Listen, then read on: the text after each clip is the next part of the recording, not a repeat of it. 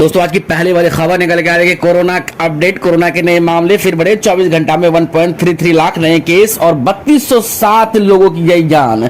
जी हां, active case मामले में भारत दुनिया में दूसरे स्थान पर है। यानी भारत ऐसा देश, दूसरा देश है जहां अभी फिलहाल सबसे ज्यादा लोग कोरोना संक्रमित है।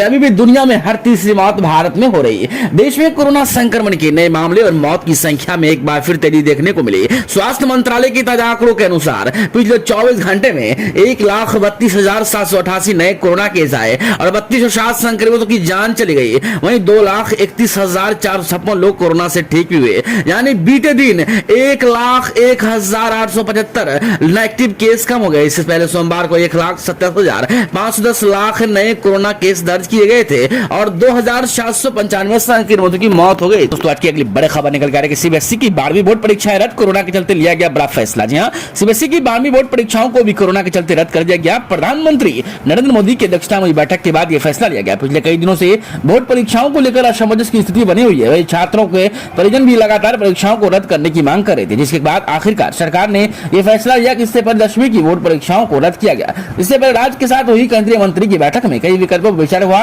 इस बैठक में ज्यादातर राज्य 12वीं बोर्ड परीक्षाओं को आयोजित करने के पक्ष में थे।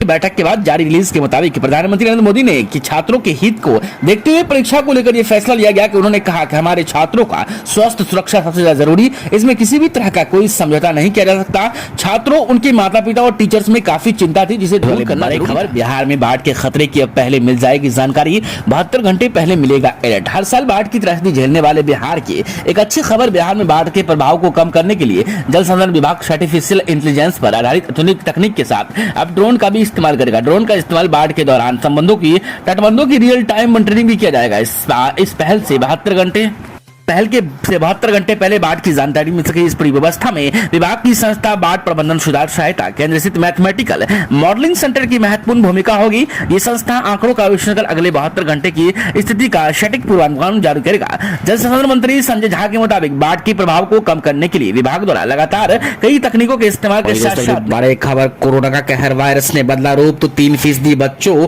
को करना पड़ा अस्पताल में भर्ती। जहां पहली बार सरकार ने कहा अगर वायरस बदला तो बच्चों को हो सकती है परेशानी। बच्चों के लिए अलग से चिकित्सीय दिशा निर्देश हो रहे तैयार, 1 से 2 दिन में राज्यों को मिलेगा।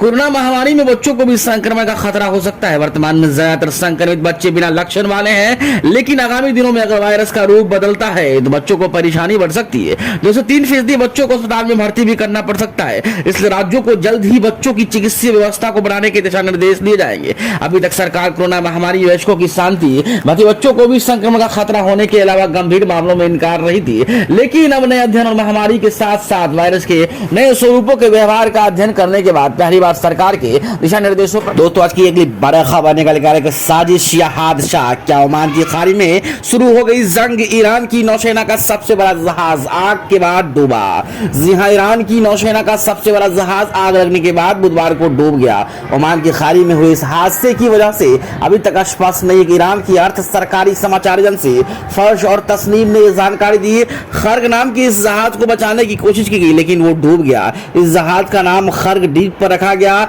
जो ईरान का प्रमुख तेल टर्मिनल है। जानकारी के मुताबिक देर रात 2:30 बजे के इस जहाज में आग लग गई। दरअसल कर्मियों ने उसे बुझाने की पूरी कोशिश की, मगर कोशिश बेकार रही। इस जहाज ईरान के जस के बंदरगाह के पास डूबा। ये तेहरान से करीब 1270 किलोमीटर की दूरी पर है। वही दोस्तों अगली बड़ी खबर, एसबीआई के 44 करोड़ ग्राहकों के लिए बड़ी खबर, फिर से बदल गया बैंक बंद होने का समय। चेक करें, देश भर में फैले कोरोना वायरस के बीच बैंकों ने अपने काम करने के 1 घंटे कम कर दिया है, लेकिन 1 जून से राज्यों में लागू पाबंदियों में ढील देने की शुरुआत हो गई। इसी को देखते हुए स्टेट बैंक ऑफ इंडिया ने अपने काम करने की घंटों को बढ़ा दिया। अगर आपको भी आने वाले दिनों में बैंक जाना है तो ये आपके लिए जरूरी खबर। बैंक में पहले से सिर्फ घंटे कामकाज शुरू हो रहे थे, जिसके अब बढ़कर 6 घंटे काम करने का ऐलान कर दिया। आपको बता दें कि 1 जून से देश के सरकारी बैंक एसबीआई में सुबह 10 बजे से लेकर शाम 4 बजे तक कामकाज शुरू होगा। अगर आप भी एसबीआई ग्राहक हैं तो बैंकिंग काम के लिए 4 बजे तक ब्रांच जा सकते हैं। देश में कोरोना की स्थिति सुधार आ रहा है, जिसके लिए बैंक ने काम करने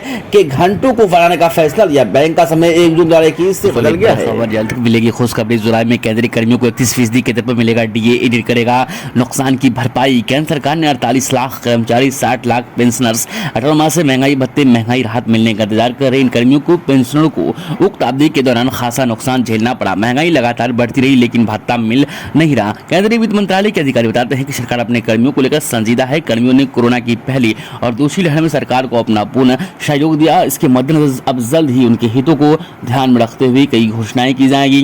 नियमानुसार कर्मियों का डीए जो मई 2020 में 21% था, अब वो 31% तक जा पहुंचा। केंद्र द्वारा एरियर देने के लिए अलग से घोषणा की। खबर मॉडल टेनेंसी एक्ट को मिली मोदी कैबिनेट की मंजूरी। राज्य और केंद्र शासित प्रदेश बनाएंगे कानून। केंद्र सरकार ने बुधवार को राज्यों और केंद्र प्रदेशों के लिए मॉडल टेनेंसी एक्ट को मंजूरी दे दी। प्रधानमंत्री नरेंद्र मोदी की अध्यक्षता में हुई कैबिनेट बैठक में इस एक्ट को मंजूरी दी गई। आपको बता दें कि इस एक्ट के आने की बाद भारत में रिटेल हाउसिंग के क्षेत्र में सुधार देखने को मिलेगा। इससे आगे इस क्षेत्र में कई बदलाव लाने के लिए या इस मसौदे कानून बनाकर या फिर मौजूदा कानून में संशोधन करके इसमें दिए गए प्रावधान लागू किए जाएंगे। आपको बता दें कि आवास और शहरी मामलों के मंत्रालय द्वारा 19 में मॉडल टेनेंसी बिल के ड्राफ्ट को तैयार किया था और अब जाकर इस एक्ट को कैबिनेट की मंजूरी मिली। मॉडल टेनेंसी एक्ट के ड्राफ्ट को राज्यों और केंद्र शासित प्रदेशों को भेजा जाएगा। उसके बाद राज्य और केंद्र प्रदेश इस ड्राफ्ट को अपनाकर इसे कानून के रूप में दे सकेंगे।